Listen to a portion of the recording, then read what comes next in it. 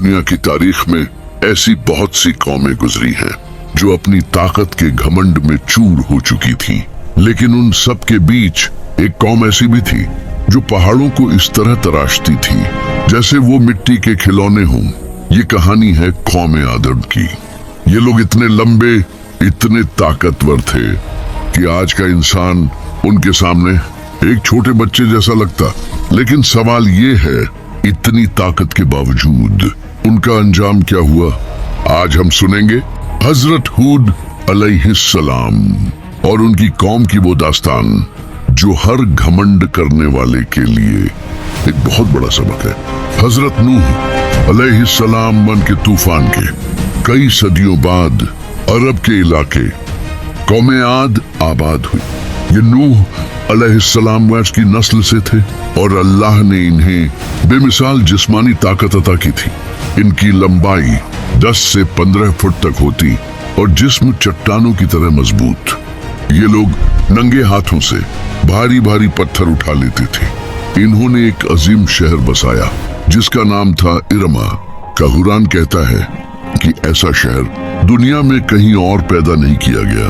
हर तरफ ऊंचे स्तंभ, शानदार इमारतें और बेहिसाब दौलत। लेकिन जब इंसान के पास हद से ज्यादा नेमतें आ जाती हैं तो अक्सर वो अपने खालिक को भूल जाता है। कौम आद ने भी यही किया। वो शिर्क और बुत परस्ती में पड़ गए। उन्होंने 3 बड़े बुत बनाए। वो उनसे मदद मांगते और कमजोरों पर जुल्म करते। तब अल्लाह ने उन्हीं के दरमियान से एक नेक और शरीफ इंसान को चुना।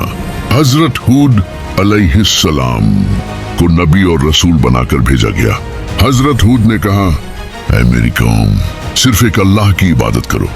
वही है जिसने तुम्हें ये ताकत दी और ये बागात अता किए। लेकिन कौम के सरदार मजाक उड़ाने लगे। उन्होंने कहा, ऐ हूद, क्या तुम पागल हो गए हो? हम अपने बाप दादाओं का दीन क्यों छोड़ दें? उनका घमंड यहाँ तक बढ़ गया कि वो कहने लगे, मन अशद्दु मिन्ना कव्वा, यानी हमसे ज्यादा ताकतवर और कौन है? हजरत हूद ने उन्हें चेतावनी दी कि अगर तुम न माने तो अल्लाह का अजाब आएगा। मगर वो बोले, ले आओ वो अजाब जिससे तुम हमें डराते हो। फिर अल्लाह ने उन्हें आजमाना शुरू किया।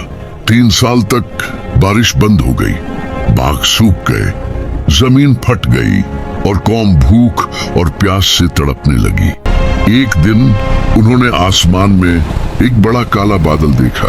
वो खुश हो गए, सोचा शायद बारिश आने वाली है और नाचने लगे। तब हजरत हूद ने चिल्लाकर कहा, ये बारिश नहीं है, ये वही दर्दनाक अजाब है जिसका तुम मजाक उड़ाते थे। फिर एक खौफनाक ठंडी और तेज हवा चली। इस हवा को जो सरसर वंडासे कहा जाता है। ये इतनी ताकतवर थी कि हर चीज को उखाड़ कर फेंक रही थी। ये तूफान 7 रातें और 8 दिन लगातार चलता रहा। कौम आद के लंबे चौड़े लोग ऐसे गिराए जा रहे थे जैसे खजूर के खोखले तने हों। जब अजब थमा तो वहां कुछ भी बाकी नहीं बचा। सिर्फ हजरत हूद और उन पर ईमान लाने वाले लोग अल्लाह की हिफाजत में महफूज रहे। आज भी अरब के रेगिस्तान उनकी तबाही की गवाही देते हैं। याद रखिए, ताकत, दौलत और कुव्वत सिर्फ अल्लाह की दी हुई अमानत है और घमंड का अंजाम हमेशा तबाही होता है।